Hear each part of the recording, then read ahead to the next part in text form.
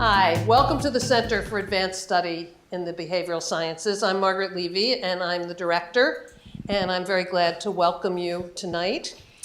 This is the second of 3 symposia that CASBS, the Center for Advanced Study in Behavioral Sciences, is holding this year. You can visit our website, which all of you in this room have done, else you wouldn't have been able to register. But for the live stream audience, which we welcome, visit casbs.stanford.edu for information on previous and upcoming symposia. And to learn more about the center, because we do a lot more than these events, as you'll find out if you look at the website. Now, one of the things that maybe a few of you know about me, but most of you do not, is I was on the very first Romper Room, which, the very first. My best friend's father was the producer. So I learned about do-bees and don't-bees. And that's what I'm going to give you right now, some don't-bees and some do-bees. I'll start with the don'ts. I want to tell you what the event is not. All of you pretty much signed up before there was any news. So you know that this is an academic event. It is not about a current piece of news or a current political situation. And I want to really be clear about that. That's going to affect what the conversation is and what we talk about, and what questions you should ask. I'm going to give you a couple more no's. Sorry to do this, but that's what my job is as Miss Margaret. Please, no photography and no cell phone videoing. It is live streamed. It will be available on the web forever, or as forever as the web is, and then it'll mutate to something else. So you can watch it over and over there. Don't use this opportunity to take pictures. Please do not shout out questions. For the live audience, we'll take questions that you submit on these little cards that you have all found. Thanks, Iris. That you've all found on your seats. Please write your question down, and members of the staff will pick it up and bring it to me to pass up to the front when the question time comes. Questions should be legible. They should be short. And we will not tolerate any questions about the personal lives or experience of any of the 3 panelists. Okay? And put your name on them so we know who asked them. Okay, let me do the doobies now and what this event is about and what the positives are. So we've been planning this discussion since August 2018. What we do every year is take advantage of the wonderful fellows who come to the center to spend the academic year, and we develop our symposia out of the specialties and the interests that the fellows have. And luckily this year we have a group of people, scholars, major scholars from multiple disciplines, who've been studying issues of sexual violence, institutional courage, institutional betrayal. And that's what we are going to discuss tonight. Their understandings of these issues as scholars and academics and their findings. The title, as you know, is Betrayal and Courage in the Age of Me Too. And for the streaming audience, obviously you all will know this, but for the streaming audience, I'm going to read what the subject really is and the focus really is. Throughout the past 18 months, tens of thousands of recollections of sexually violent events have emerged across the United States. In many of these accounts, we also have heard numerous stories of institutional betrayal, where college and university administrations, military and church hierarchies, corporate and entertainment industry cultures, and the justice system have failed to support sexual assault survivors, further compounding their trauma. In this public discussion, our panel explores the dire need for institutional courage in the age of Me Too, and delineates the connections between sexual violence and the persistent structural inequality that disproportionately affects women and girls. Our 2 major panelists are both current 2018-19 CASBS fellows here for the academic year. Jennifer Freyd is a professor of psychology at the University of Oregon. She is nationally, I would say internationally renowned scholar, an expert known for her theories of betrayal trauma, institutional betrayal, institutional courage, and DARVO, which she'll explain. She researches these topics in the context of institutional behavior, sexual violence, discrimination on the basis of gender, minority status, and sexual orientation, and also disclosures of abuse. Vanessa Tyson is Associate Professor of Politics at Scripps College. She explores political discourse surrounding sexual assault, corresponding policies, and the unique identities of sexual assault survivors. In her work, she carefully considers the underlying dynamics that affect policy formulation and consequent outcomes in the areas of race, gender, and social justice. She also has extensive experience volunteering in various capacities in the area of sexual violence awareness and prevention. Our moderator is Paul Brest, former dean and still an active professor emeritus at Stanford Law School. He served as the president of the William and Flora Hewlett Foundation from 2000 to 2012. He clerked for Judge Bailey Aldridge of the U.S. Court of Appeals for the First Circuit. That was before he became head of the Hewlett Foundation. And Justice John M. Harlan of the U.S. Supreme Court, and did civil rights litigation with the NAACP Legal Defense and Education Fund in Mississippi. Paul is a 2018-19 CASBS faculty fellow. He served on the CASBS Board of Directors and was, in fact, its chair when I arrived, and I've worked closely with him for some time. And he himself was a CASBS fellow in 1983-84, and I sat in his office when I became a fellow 10 years later. With that, I turn it over to Paul and the panelists. Thank you.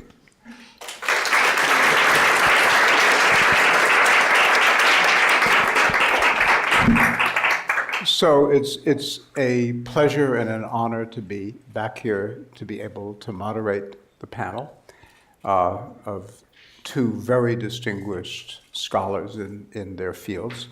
The program is going to be, each one of them will talk for 10, 15 minutes, as long as you like. And then we'll have a bit of a conversation among us and then turn it over to you with your cards for questions you may have. And I think we're beginning with Jennifer. Well, I'm super honored to be here, and I want to start with some thanks. I want to thank Margaret, Levi, and CASBS for organizing this event.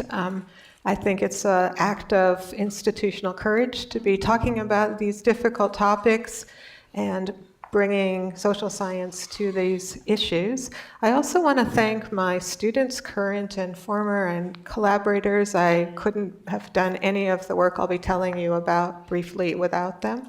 And I especially want to note how wonderful it's been to interact with other fellows at the center this year, and especially thank the other members of the sexual violence multidisciplinary group, Elizabeth Armstrong, Estelle Friedman, and Vanessa Tyson. I have learned so much from each of you.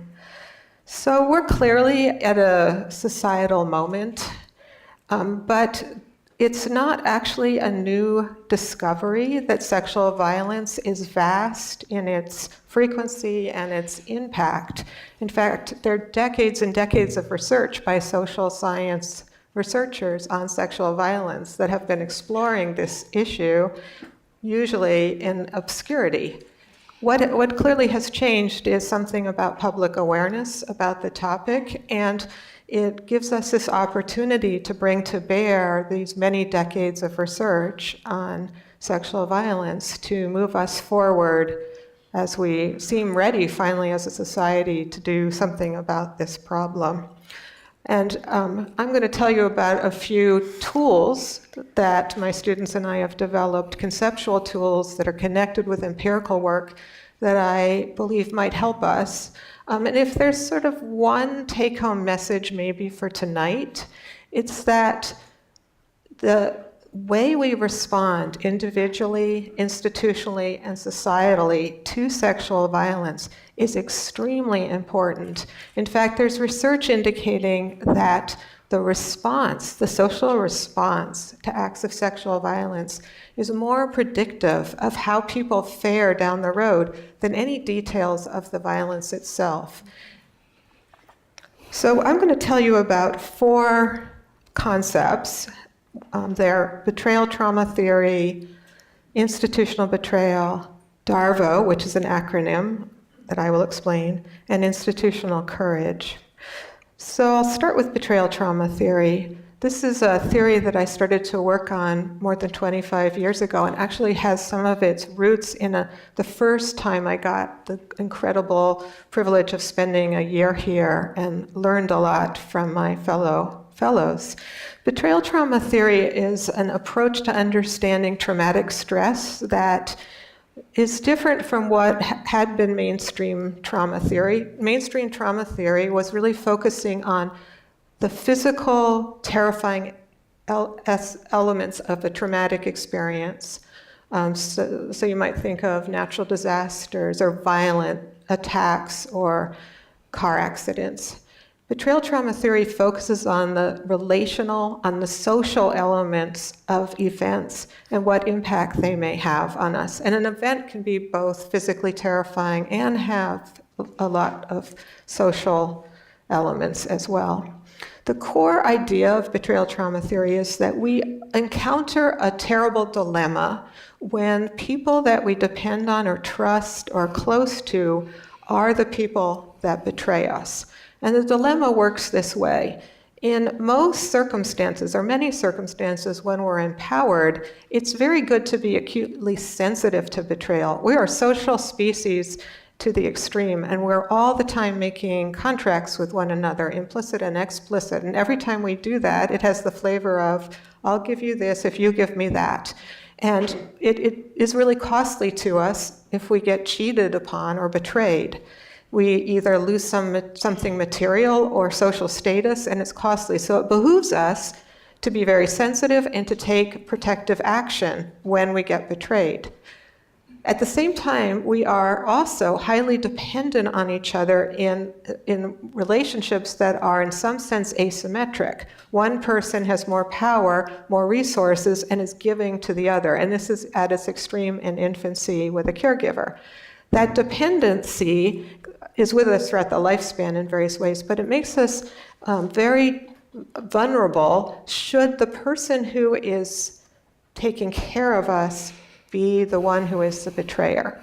Because in order to maintain a dependency relationship as the receiver, one has to stay engaged and respond in a way that our well-evolved attachment system will work well with, which is to engage and get close. Those responses to betrayal that are useful when we are independent, empowered beings, which is to withdraw or confront, get in the way of the attachment relationship. And this puts us in a bind, a terrible bind, and one way out of it is to actually not see the betrayal. And we started to research this possibility, we call it betrayal blindness now a long time ago, and found quite a bit of evidence that in fact people will respond to betrayal with blindness if it is a survival advantage. And you might stop and reflect for a moment that even now as an empowered adult, think about situations where maybe you are dependent on some other person or some institution, maybe your government, and how you get out of that situation. Well, one way, if that other being is betraying you, is to actually not fully see it.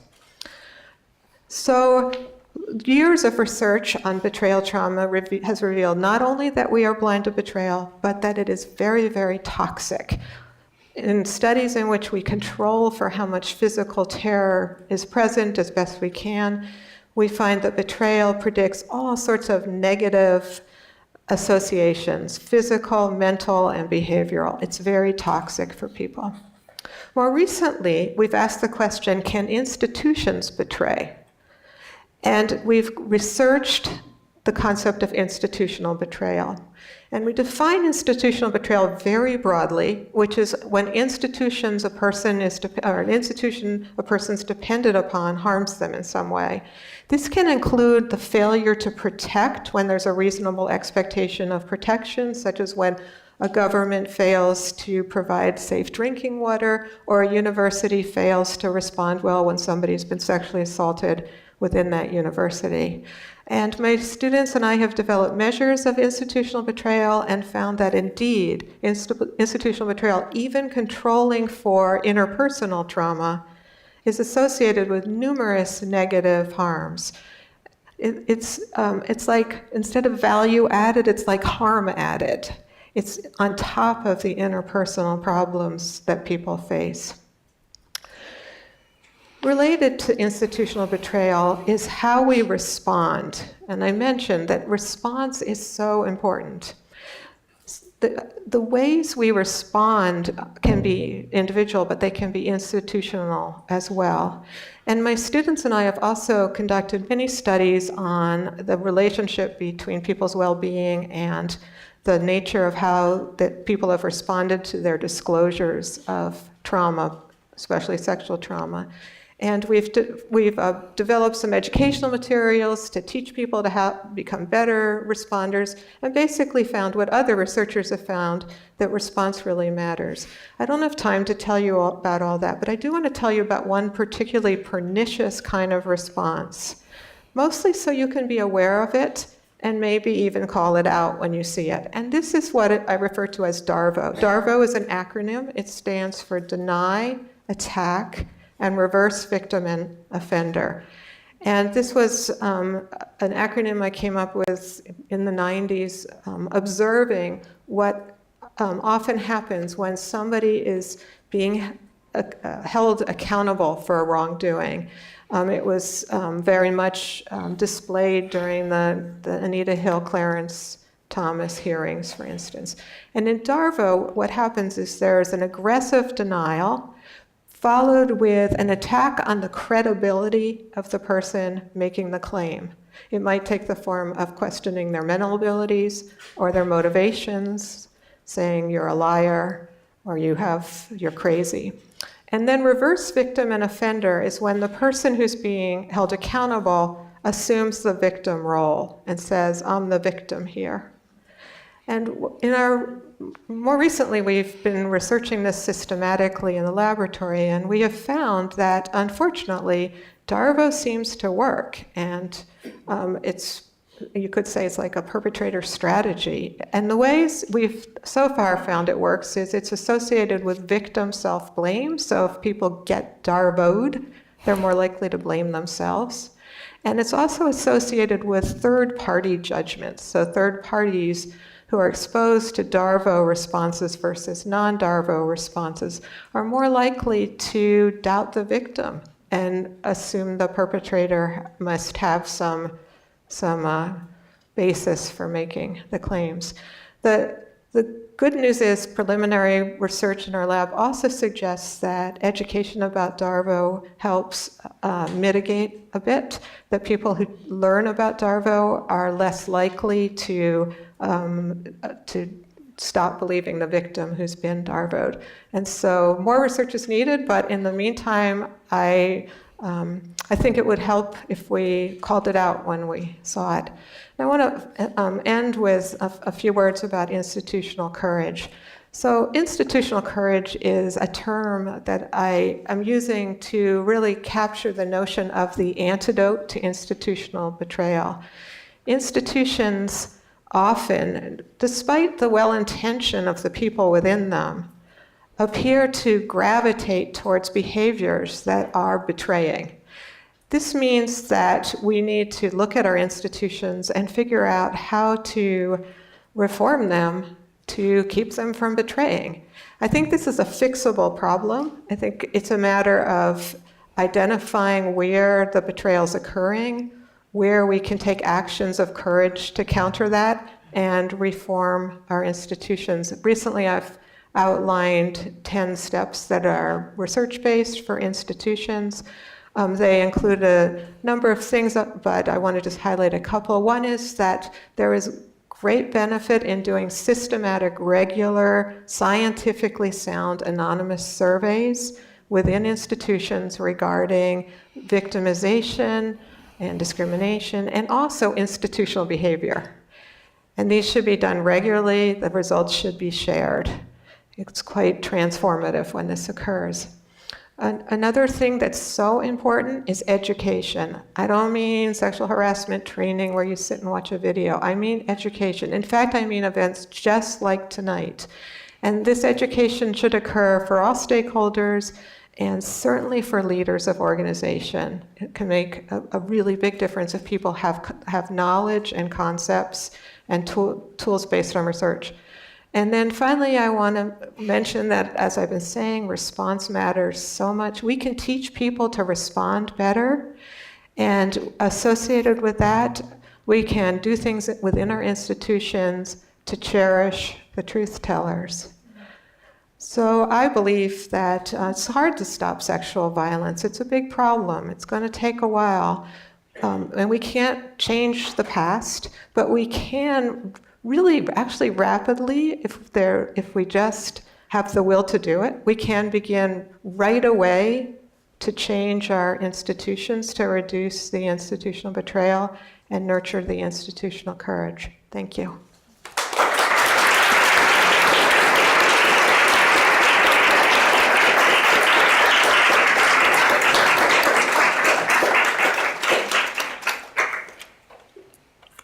So I'm Vanessa. Some of you know me, some of you don't. First, I'd like to thank all of you for being here. And I'd really like to thank Margaret Levi, our visionary leader, who has just been a godsend this entire year. Also my fellow fellows, because I just adore you all to pieces. And finally, my friends or colleagues, but friends and students back in Claremont, California, because I love them. So thank you.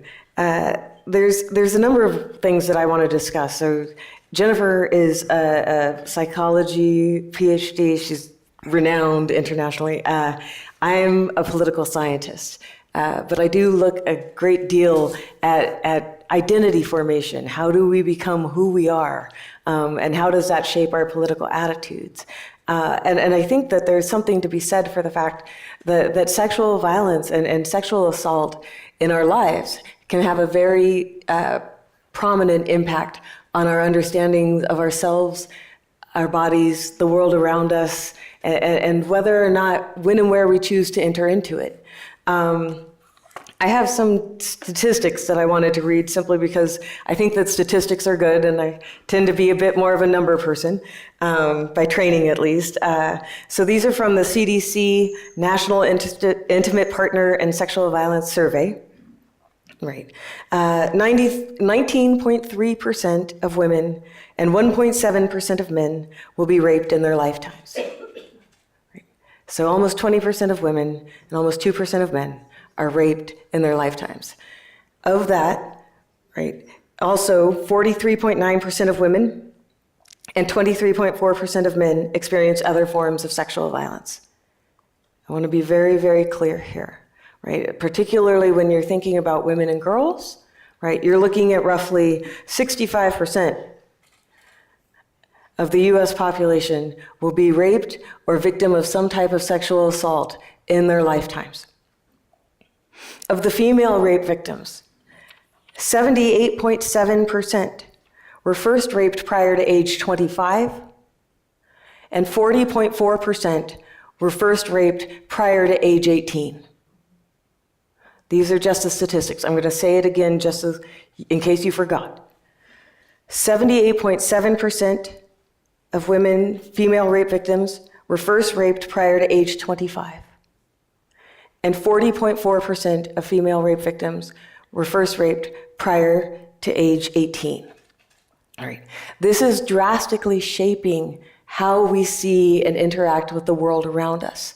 I make no mistake. It's an epidemic, so to speak. This is a public health issue. It is not simply a crime issue. It is a public health issue. It is killing us. slowly, quickly, but it's killing us. It is taking everything out of ourselves just to function in this world and to try to make it a better place. Sorry. So, this year I've been working with Estelle, Elizabeth, and Jennifer. And one thing we did together was that we had the opportunity to watch Christine Blasey Ford testify here at CASBS, not in Washington, D.C.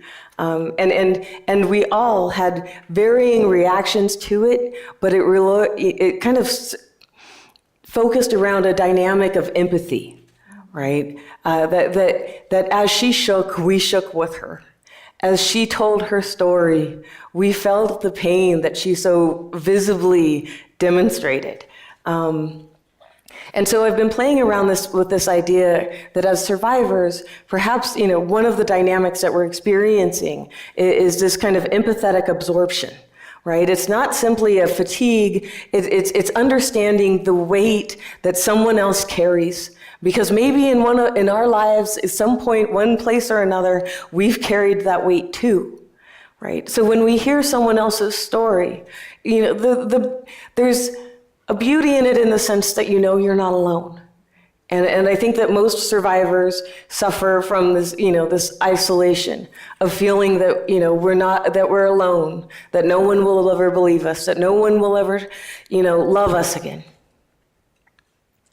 And yet we have this empathetic absorption because we see her bravery, we see her strength, we see her vulnerability, and we recognize it, and maybe perhaps it helps us to see it in ourselves.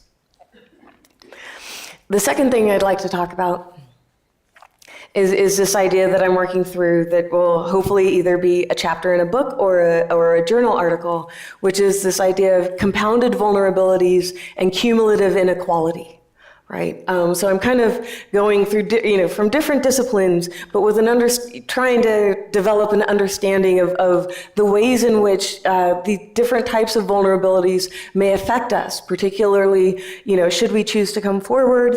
Not only that, but just in terms of whether or not a predator sees us as easy prey, for lack of a better term, right? So compounded vulnerabilities, for those of you who have studied feminism, for those of you who have studied Black feminism, critical race theory, there's this idea, we talk a great amount about intersectionality, right? These intersections of race, of gender, of class, of sexual orientation, of gender identity, of disability, that all of these different identities, for lack of a better term, intersect with each other, right, at different times, and they create unique experiences that we all need to navigate as we make our way through the world. So for me, compounded vulnerabilities has to do, extrapolating from intersectionality, this idea that we each suffer from these unique vulnerabilities. Right? It may be race, it may be class, it may be sexual orientation, it may be your gender identity, it may be your ethnic background, it may be within a dynamic within your religious practice, it could be that you are disabled, right? All of these are vulnerabilities that may lead someone else to identify you as easy prey, as a target, because you can't fight back. Or because you may lack the kind of credibility that comes up so often in the Me Too movement, whether or not they choose to believe us. And I want to say this. On the topic of credibility,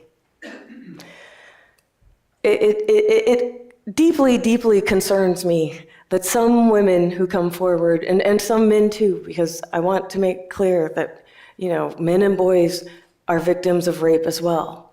But there's a recurring theme, at least when women come forward, that this deliberate attempt to try to undermine someone's credibility, right? And also a prioritization or a privileging of women who might come from a higher socioeconomic status.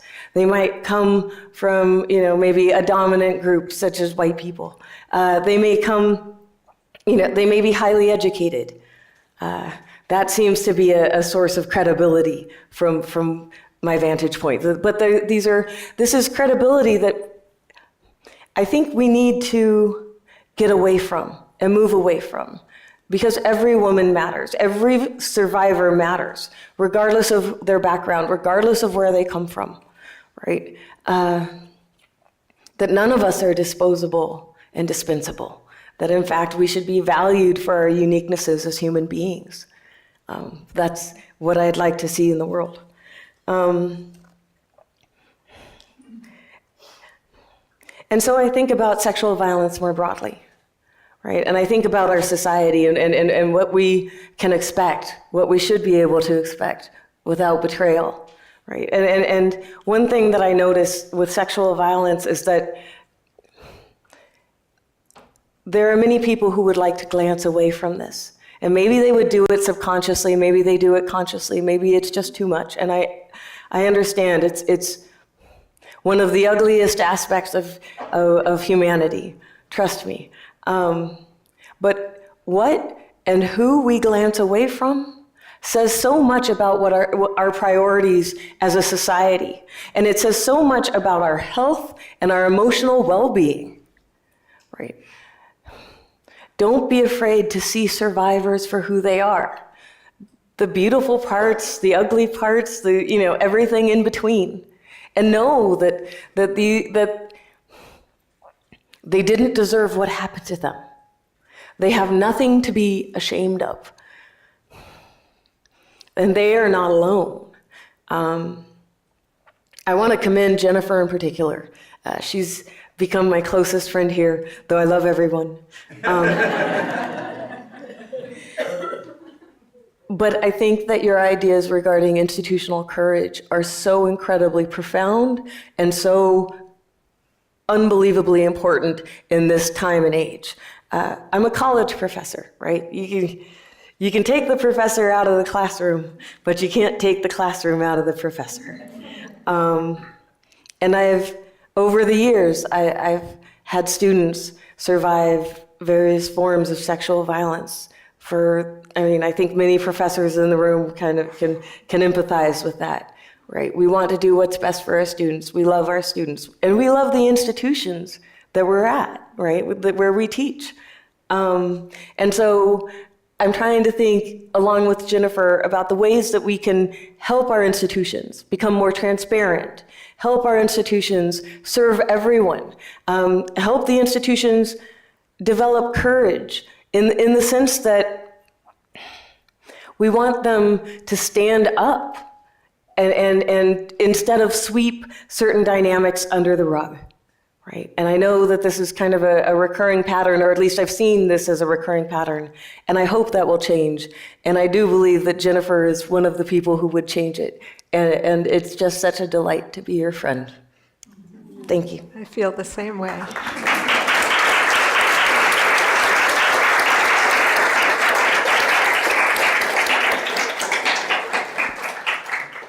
So these are rich, powerful, and appropriate for CASBS, very interdisciplinary presentations. Something that Margaret has intensified, I guess fair enough to say she brought it to CASBS, is a very strong link between behavioral science and public policy and social practices. So I have two questions. My first one is, if you had, and let's focus on colleges and universities, which are by no means the only locus of institutional betrayal and other problems, but are certainly a major locus, and certainly for both of you. If you were to make one policy recommendation for changing the practices of, take either colleges in general or a particular university, to address the problems of sexual violence that you described, what would they be? That's hard. That's like, what's your favorite color? I have to start with... You can have two. Okay, I mean, okay, good, because that's really hard. But I guess I think we're stuck if we don't do the data collection and sharing, because this is what happens. People say there's a problem out there, but not here. I hear this all the time. There was a survey of university presidents a few years back where they were asked if they thought there was a problem with sexual assault on college campuses, and they said yes. And they were asked, do you have the problem on your campus? And they said no. And we all do this, right? It's not in my family, it's not in my organization. But the problem is that belief is extremely problematic for fixing the problem. So you have to see the problem. And we do have the tools now to measure victimization, really good tools. And the marvelous thing about human beings is if they believe that they are completing an anonymous survey, they tell researchers all sorts of things. So this can be done if it's done in a scientifically sound way. So I just have to say you have to start there, because otherwise nothing else will follow. But then I would say that the next step would be education about responding well, teaching people how just at a human level and an organizational level, how do you respond when somebody raises a difficult experience with you, such that you don't shut down the conversation, such that you don't harm that person further? Has any institution done that well, or at least the beginning of something one could model? I don't, probably, but I haven't found an institution which I can say has done it well enough that I can hold it up as a model. But I do have particular examples of acts of institutional courage, and certainly a lot of institutions have started to do the systematic data collection. It's really started to happen, and so that's really marvelous. And I've certainly seen acts of enormous courage within institutional contexts. Could you just give one example before we turn to Vanessa? Sure. Well, so this is an example I know some of you have heard because I recognize some faces here, and this is an example I find very inspiring, so I tell people about this. I'm, as mentioned, based at the University of Oregon. It's in Eugene, Oregon, an idyllic town in Oregon. About 45 miles away is another idyllic town in Oregon called Corvallis with Oregon State University. And this story is about something that happened at Oregon State University. In 1998, there was a woman named Brenda Tracy who reported to the police and the university that she'd been gang raped. And among the assailants that she named were some football players. And it was responded to terribly on all levels: the police, the prosecutor, and the university.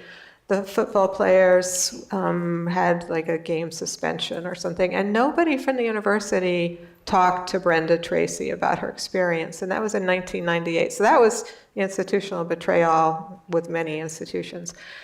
She went on with her life as best she could, but she suffered. It was really difficult. She went through a very difficult experience. By 2014, there was a national discussion about college sexual assault. It was everywhere.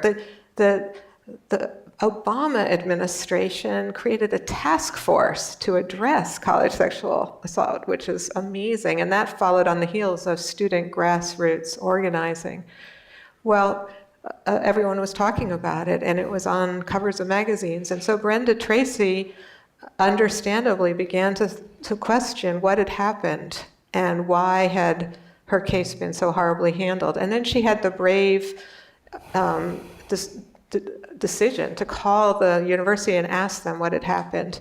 And she got blown off at first. But she had an opportunity to tell a sports columnist about what happened. He wrote a column, and it got published in Portland's and Oregon's main newspaper called The Oregonian. It's a beloved columnist, so a lot of people read it. And the day it was published, I'm sure many, many copies were forwarded to the University of Oregon president. And he did not do what most university presidents seem to do in this situation. He did not immediately circle the wagons and figure out how to manage the risk and manage the liability and protect the brand and all the things people rush to do. Instead, he ordered an investigation, and he told them to do it fast. Within 3 weeks, he had the results of the investigation, and he wrote an apology letter to Brenda Tracy, an actual apology letter on university letterhead, and it was very beautifully written. And I'm sure his lawyers told him not to do it. I'm sure they did, but he did it because he was a leader. And he probably said, thank you, lawyers, you're doing your job and telling me there's a risk, and I'm going to do my job and do the right thing. And he did it, and he didn't stop there. He hired Brenda Tracy as his consultant, and for 2 years they worked together and made many changes and lobbied the state legislature to make changes. Brenda Tracy is an incredible hero. She went on, after working in this capacity for a couple of years, to be going all over the country. I'm sure she's on an airplane right now, or talking to a football group, because she goes around and she talks to football coaches and football players about changing things. So to me, the president and Brenda Tracy showed great courage, and I would call what the president did institutional courage because of his position and how he got the whole university around. In the end, I don't think he ever did this for PR, but in the end, it actually brought good PR. So that's an example. Before turning to Vanessa, I just have to say on behalf of lawyers, and I see 3 lawyers connected with universities in the second row. Lawyers don't always tell institutions not to do something. Vanessa, how about your ideas of several policy recommendations? On a personal level, I think it's very hard for professors to have to be in the position of being mandatory reporters, which we are, at least here in California. And Estelle, Elizabeth, and Jennifer have talked about this a great deal. When we think about how to support survivors who are already traumatized, right, who have already, suffered this horrible violation, do we then tell them, okay, you have to call our Title IX officer right away? Right, and by the way, I'm going to call our Title IX officer. This becomes difficult. And I understand both sides of the issue, but I also know that, and I've been in the position as a professor, that sometimes your students come to you because you're the only person that they can turn to. You're the only person that they trust. And this is particularly because I teach at a women's college, and I teach women in public policy, right? And in my courses, we talk about sexual violence. We also talk about paycheck fairness. We also talk about equal pay. I mean, this is part and parcel of not only what I'm teaching, but also the role that I find myself in on an interpersonal level. If a student comes to you as a survivor, they may not realize that their professor is a mandatory reporter who has to report this to our Title IX, compliance officer. And in so doing, right, in essence, I have found myself in this particular situation where, do you betray their wishes, right? Someone who has already been violated, who is already traumatized, do you, therefore take any control that they have left out of their hands? It's something that I grapple with time, and you, as many professors may know, we grapple with this. When someone confides in you as a survivor, do you stop being a professor? Do you cease being a professor? Can you start being their friend who is trying to create a safe space, right? Part of this idea of institutional courage is the idea that is the hope that you're going to create a space, an environment where abuses of power aren't tolerated. right? This is so incredibly important because there are so many abuses of power that happen in college campuses, in workplace environments, and so on and so forth, right? There, academia itself is pretty hierarchical. We could, probably talk for days about that. But in so doing, right, we know that survivors aren't in a position of power. And what little control they have left, do we take that from them? Do we betray their confidence? I understand the reasoning behind behind reporting a number, or an incident, an anonymous incident. I don't know that to have to report their name, I guess, denies them control that they might otherwise have. So that's an area where university policy at least needs to think about that issue and respond to it. Well, thank you. So a second set of questions, and then second set of questions, is back to the link between social science and policy. Almost every policy has some unanticipated and unintended negative consequences. Are there any major concerns you would have about unintended consequences about existing or likely advocated policies for dealing with sexual violence? Well, I think I just told you one. Right. That's quite right. Yeah, I think we also, have struggled in this country a lot in higher education with figuring out what to do when let's say somebody does want to come forward and report a sexual violation, what to do next in terms of justice and helping them. And I think we've seen that policies on how to, say, bring justice have often really not worked out very well. We've not seen that our criminal justice system, for instance, has a very good track record with handling sexual victimization. And so far, universities have struggled as well. So even policies made with the very best of intentions don't necessarily work. I would still go back to the mandatory reporting. In terms of unintended consequences, I'm guessing that there's a long list, right? There's, we've seen this kind of evolution of our society, right? On the one hand, you had the beauty that is women's liberation and everything that has had to offer.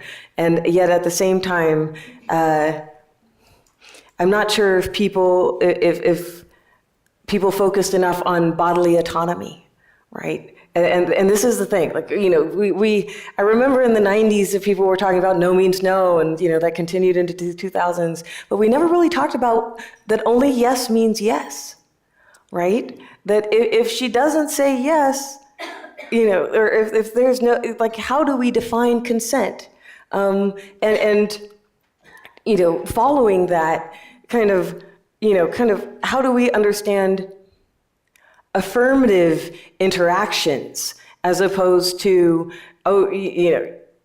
you have to fight someone off. You have to scream at the top of your lungs. You have to, that perhaps we need to to reshape how we understand consent, and how we teach it to students, how we how we teach it to society as a whole. And really, I would say in many cases that needs to start in junior high and high school, because if the numbers say anything, the stats that I gave you, it's that by the time we get to college, we're too late. So one last question for the two of you before we turn to the cards from the audience. You two know each other very well, have become very good colleagues. But based on the conversation you've just had or other things, do you have any questions for each other?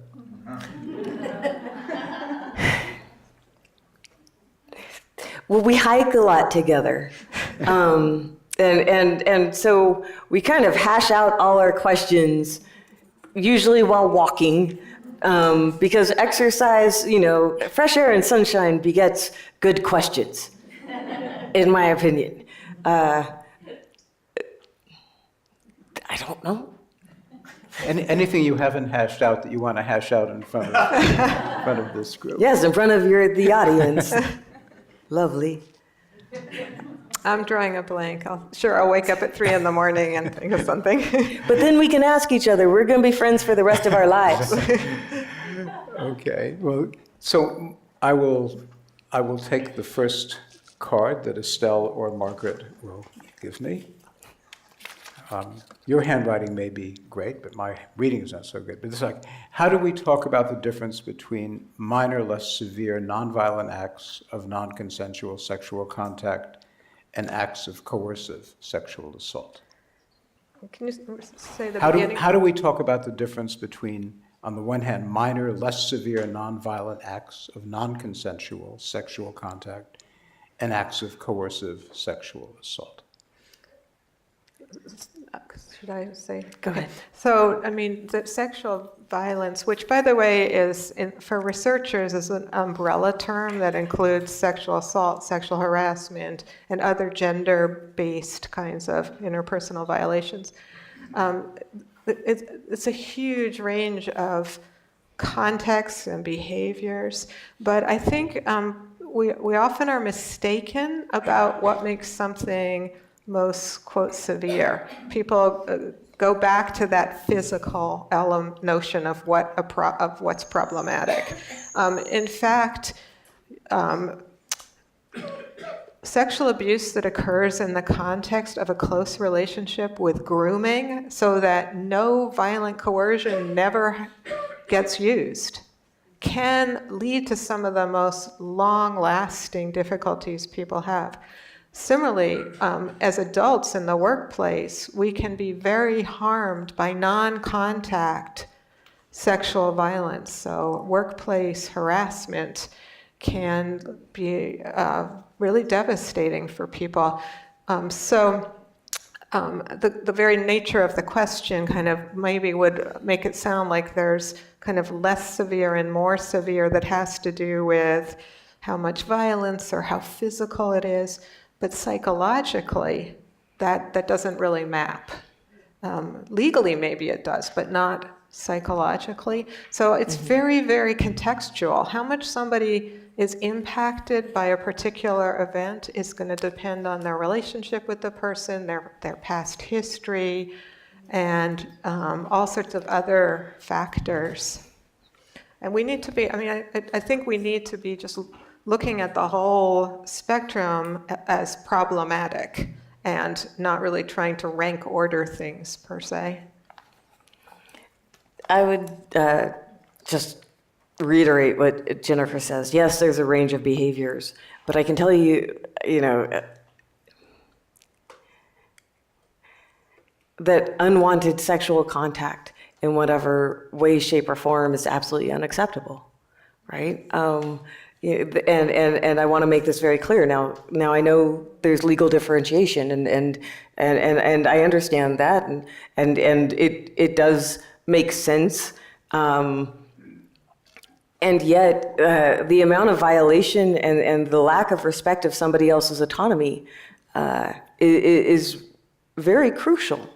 Now, this may depend upon the person who is on the receiving end, as Jennifer said, in terms of any kind of contextual analysis of a situation. I think there's a difficulty, at least in some of the research that I've read, which is that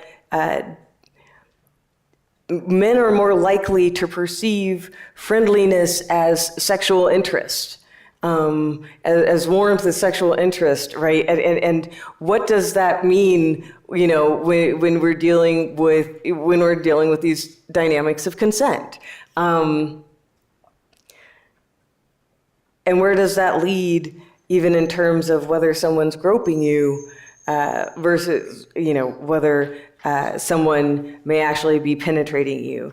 I would argue that legally there is and should be a delineation, but none of it is acceptable.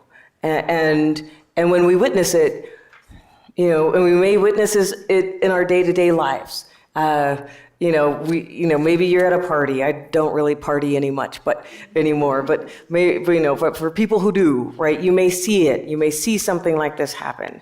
You may see someone taking advantage of somebody else who is drunk, right? And might not be unable to consent. And yet, I think as we should step in, right? That someone who isn't in the position to consent, someone who has not, deliberately invited this kind of interaction, we need to stand by them. So legal delineation, I respect it, but more importantly, I'm concerned about what we do in society and individual courage, not just institutional courage. We can all make a difference just simply by saying no. Even when when we're younger, I think from what I've seen and what I've experienced, that may seem hard for certain people. But it's okay to say no. It's okay to be the killjoy. I've been the killjoy. You just got to do it. It sounds like the distinction you're making is analogous to homicide. That is, somebody's dead, whether it was manslaughter or murder, first-degree murder or second-degree murder, but they're still dead. On the other hand, you may treat the perpetrator differently based on their intentions and perceptions. Is that essentially the distinction? Because when you say there's a legal No, difference. that's actually not the distinction I would want to make. And here's the deal. And I understand that I'm not saying that intentions don't matter, but I'm saying that outcomes matter more, right?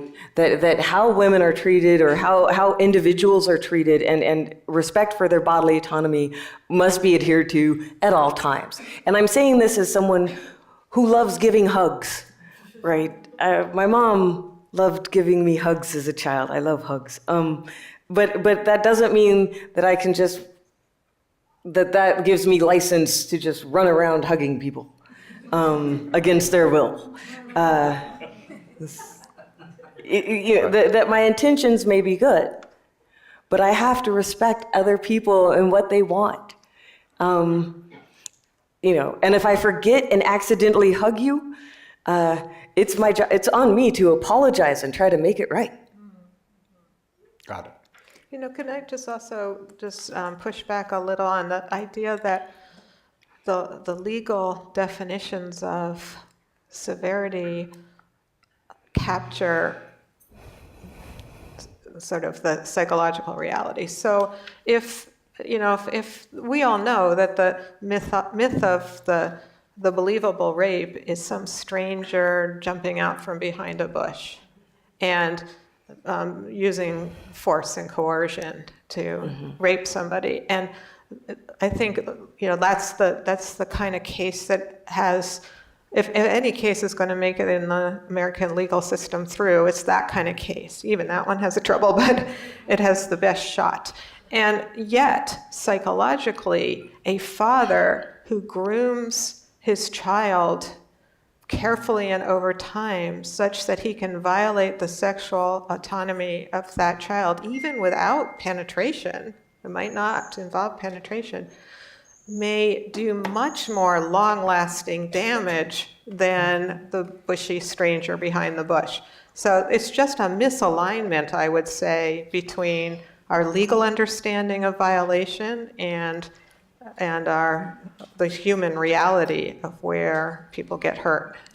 So let me just come back to, if you're designing a policy for a university, which is to some extent bound by external legal standards, but to a fair amount can have its own standards, would you treat, to go back to the language of this question, minor, less severe nonviolence acts of non-consensual sexual contact and acts of coercive sexual assault? If you were a university, would you treat them with equal severity in terms of punishing the perpetrator? I don't know that I want to answer in terms of punishing the perpetrator, because I think that leads us in an unfortunate direction. I want to say I would treat them as equally important from the prevention perspective. You know, we don't have time tonight to talk about issues, I guess, such as punishment and the nature of our justice system. But I do worry that our focus on punishment and adjudication and so on is often in the way of our fixing this problem. That so much of what happens, it's outside of that realm. It's not going to be fixed by punishing people. It's going to be fixed by creating a society where we can talk about these issues, educate people, raise our children so that future generations are not behaving in this way. And we're not going to get a lot of traction from punishing people, and sometimes it's even counterproductive.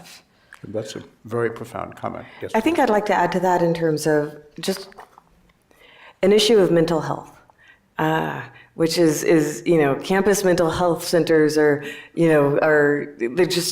aren't enough resources for the needs of students from what I've seen, and this is multiple universities, colleges across the country.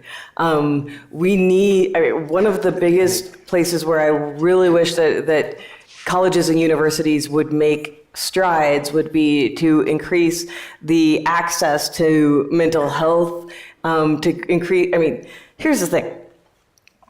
You have so many students, coming into college, right, who likely already have had some form of violence or assault, right? And, you have a likelihood that this happens as well on college campuses, right? There are any number of maladies that are facing these students as they try to get good grades, and they've made it so far, but they need more support. I know that I hear time and time again about the students are so needy, or the helicopter parents, blah blah blah, right? The position of being a professor. But what I want to say is that these students are coming of age in a world where there's so much gun violence, where there's so much, violence of all different capacities, right? How do we help them? And part of this is, not only attending to their physical health, right, but also attending to their emotional health so that they can grow into confident, loving adults, intellectual adults. Yeah. I just want to say that. Thank you. So, two related questions about Darvo. When responding to Darvo, and particularly to attacks on victims, is it better to try and disprove the smears of the victim's character, or are we validating this behavior by engaging with it? And then what's the best psychological judo counter-offensive to Darvo? Those are good questions. So we definitely need more research on Darvo, and I guess this is a good moment to put in a plug that we need so much more research. I'm very proud of what social science has accomplished in the realm of sexual violence, and very glad that we're finally getting a chance to share that. But we also are way underfunded, underinvested in, given the magnitude of the problems.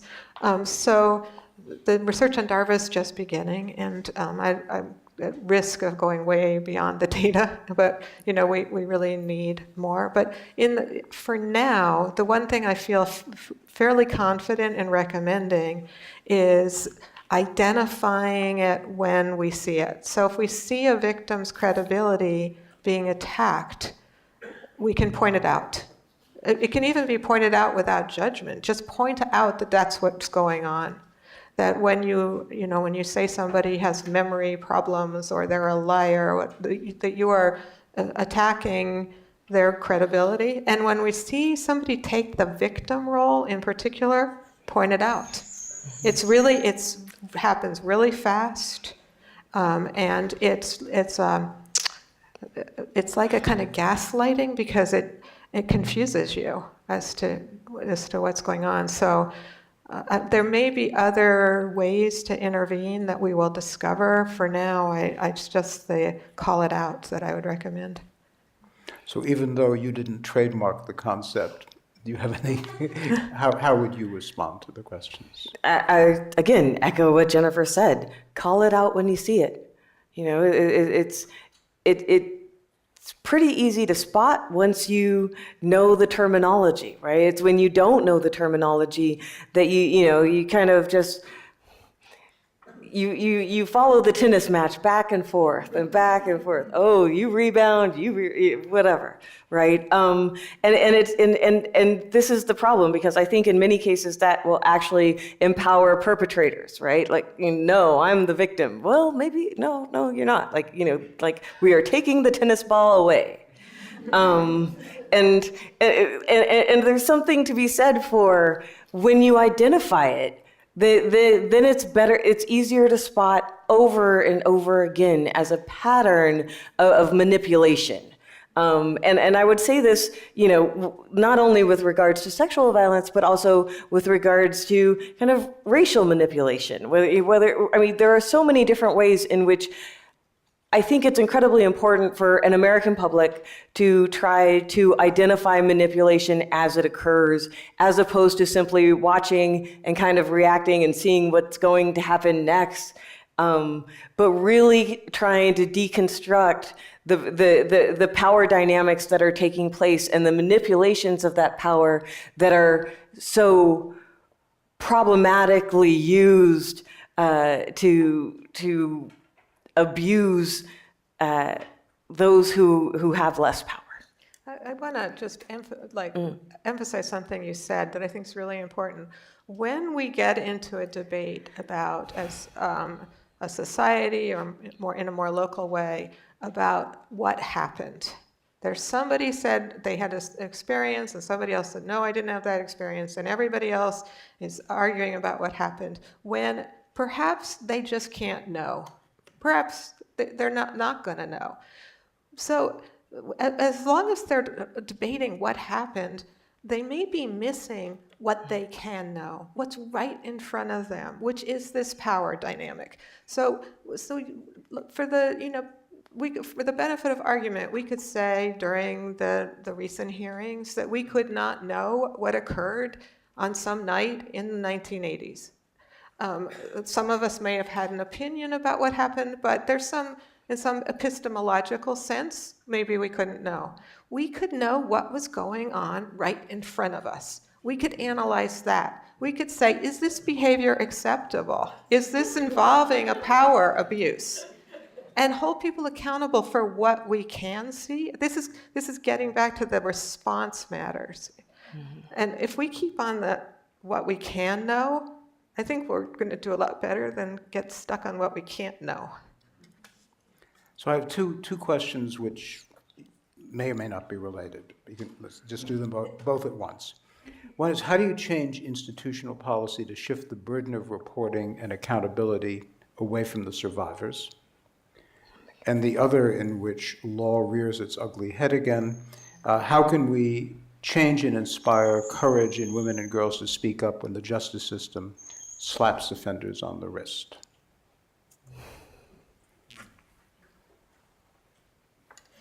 Well, they're great questions and almost like two sides or something. So I think it's really important we don't ever put the responsibility of fixing a problem on the backs of victims. So many people in our society are, in fact, though, victims of some form of interpersonal violence that actually most of us are. And so in that sense, we're going to have to sometimes take responsibility, even if we've encountered these events at a societal level. But I really worry about ever putting people under pressure to speak up about their own personal experiences. I really worry about I mean, it relates to the mandatory reporting problem. Whenever people lose control over their own privacy or their own autonomy. On the other hand, some people do want to speak out and would like to live in a world where they could. People can really benefit from sharing what happened to them. And here's where we have this shared responsibility to make it possible to have those discussions, to be educated about how to respond well, to make it safe to have those discussions. And that is just really something we can all be doing, that we can all be contributing to that safety by educating ourselves. And as Vanessa said, speaking out when we see something happening that's not right. I think another thing that I would say is that, speaking as a professor at a women's college, sometimes you have to lead by example, no matter how hard it is.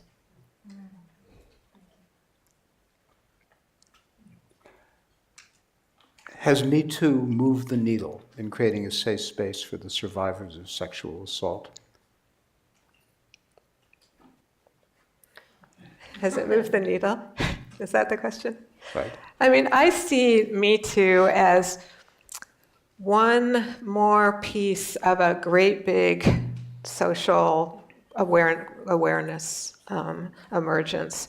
And maybe just because I've been in the field a long time and I've been tracking and I've seen this happen and that happen. And some of you may remember the year 2000 when the Boston Globe did their now famous from a movie Spotlight expose. And that was an important piece. And I mean, it goes back before that, to Professor McKinnon, who's in the room with us. We're graced by bringing sexual harassment to people's awareness. I mean, each of these was a piece of this amazing transformation.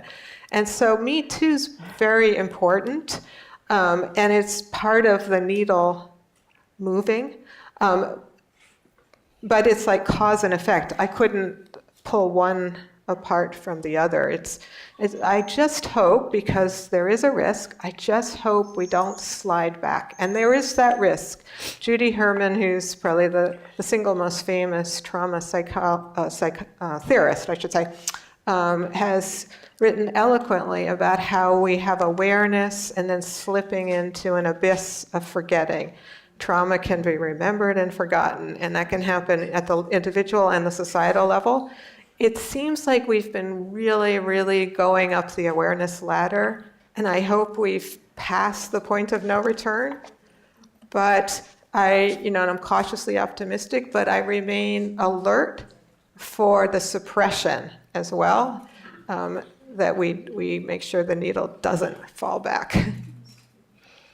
And I think I'd like to add to that, I remember, so one of the former directors of CASBS is a man named Doug McAdam, and he writes about cognitive liberation, right? And the cognitive liberation that occurred in the civil rights movement, right? And as more and more Black people understood, like, this is, not only is it not fair, I think that was pretty unanimously understood, but we can do something about this together, and I think that with Me Too, that's what we're seeing, right? That it's this cognitive liberation of sexual assault survivors who are saying, the hardest part of this whole dynamic is that you're made to feel alone. You're isolated. You think that you can't tell anybody. But when women and when survivors more broadly start comparing notes, right? That's when there's the light bulb goes off. Of this has been happening to everybody, and that's, I think, the most important part of Me Too.